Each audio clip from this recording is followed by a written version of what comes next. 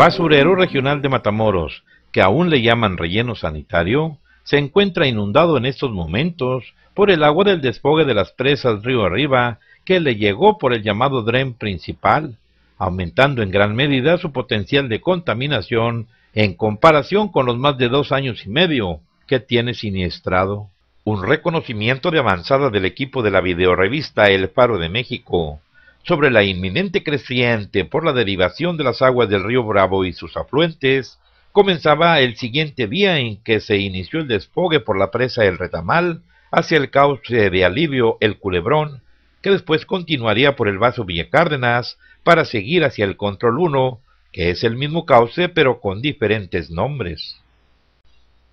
Durante los recorridos se hicieron tomas de video y fotografías anticipadas en diferentes zonas antes de ser inundadas.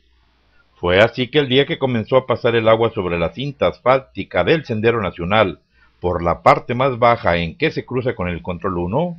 solo era cuestión de horas para que el flujo de la primera cresta llegara al puente Los Guajes, para luego entrar en primera instancia a un dren que pasa bajo el puente del vado paralelo al de Los Guajes, por donde cerca de la medianoche del domingo 18 de julio estaría llegando la creciente, toda vez que al Sendero Nacional había llegado una segunda draga de brazo largo para hacer más cortes a la cinta asfáltica, donde el agua ya traspasaba con fuerte corriente sobre algunos tramos de la carretera desde la noche del viernes 16 de julio.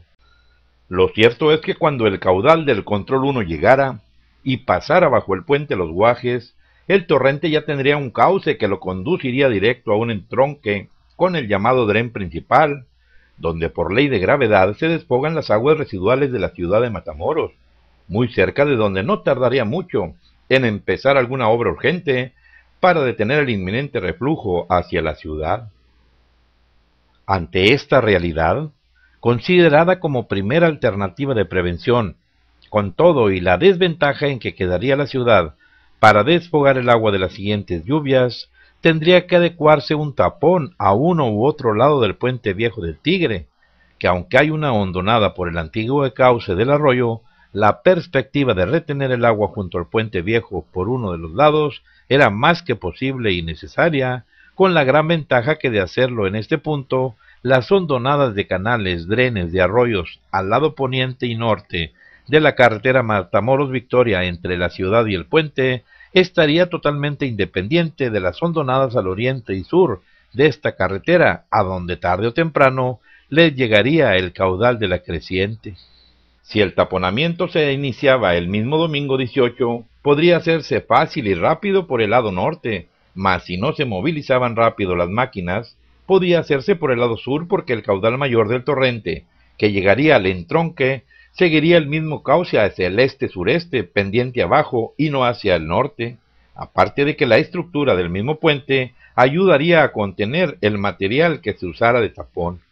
¡Eureka! El mismo domingo por la mañana, cuando apenas había comenzado a pasar el torrente por debajo del puente Los Guajes y entraba al canal conectado al dren principal, una draga rápida llegaba al ancón de ese dren y comenzaba a desmontar y aflojar tierra en la ribera poniente al lado norte del puente,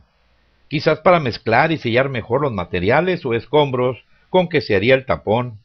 Sin embargo, el trabajo urgente no se iniciaba, aparte de que era ilógico que los 2 camiones de volteo que acababan de aparecer llegaban vacíos. Era domingo y nadie de la Conagua ni del gobierno del estado hacían acto de presencia en ese punto para evaluar y dirigir de cerca la supuesta obra, punto por donde, aunque en muy poca cantidad, ya dejaba pasar algo del reflujo de la creciente. Desde la madrugada del mismo domingo 18 de julio, el dren con cauce continuo de poco más de 1 kilómetro de largo, desde Los Guajes hasta topar con el dren principal, formando una especie de T, iba lleno pero con cauce libre hacia ambos lados del principal, que iba casi vacío,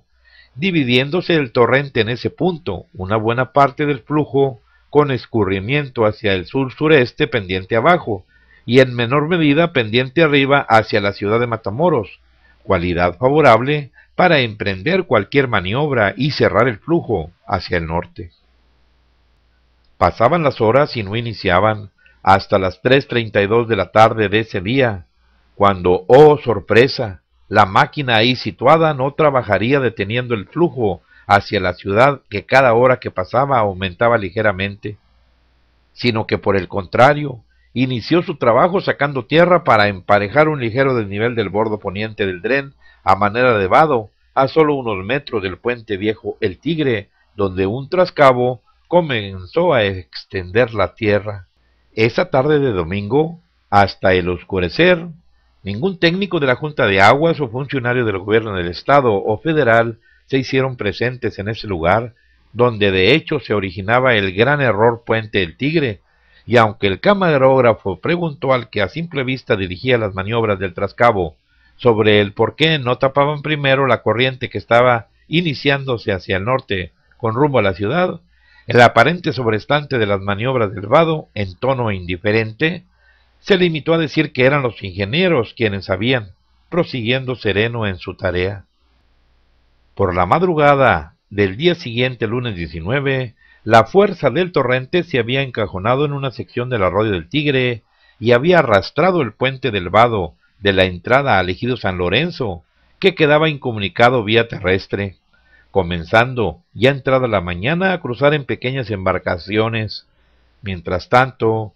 la draga rápida, allá junto al puente viejo del Tigre, seguía sacando tierra de un escalón más alto, porque el nivel del flujo por el dren principal hacia la ciudad iba en aumento. El llamado error Puente El Tigre estaba originando consecuencias graves, como la inminente ocupación ininterrumpida de un caudal que podría durar semanas o meses, manteniendo las rutas y cauces de desfogue de las aguas de la ciudad ocupadas precisamente en tiempo de lluvia y ciclones. Nadie dudamos de la capacidad profesional de un Salvador Treviño Garza, a simple vista representante del gobierno de Tamaulipas, tampoco de la experiencia de los técnicos de la Conagua en esta contingencia. Sin embargo, con todo y la movilización de helicópteros sobre la zona, no se veían acciones para impedir que el caudal, cada vez con mayor empuje y corriente, siguiera internándose hacia la ciudad. Esa misma mañana, al basurero regional de Matamoros, sin saber por dónde, comenzaba a brotarle agua externa que fluía hacia los accesos a la celda de emergencia, muy cerca de la entrada, mientras por la carretera Matamoros-Victoria, sobre un lowboy, se transportaba una draga de brazo largo hacia un punto cercano a la confluencia del dren que iniciaba en Los Guajes y topaba en el dren principal, donde en cuestión de minutos arribaban camionetas con funcionarios de la Conagua y del gobierno del estado. El motivo: colocar un tapón en ese punto. Ellos eran los ingenieros, y aunque el agua seguía llenando con mayor fuerza, nivel y corriente tanto el dren principal como el arroyo del Tigre, cuya fuerza ya había tumbado el puente de San Lorenzo, la decisión fue iniciar la obra de inmediato en ese extraño lugar, tal como sucedió esa tarde del lunes 19 de julio.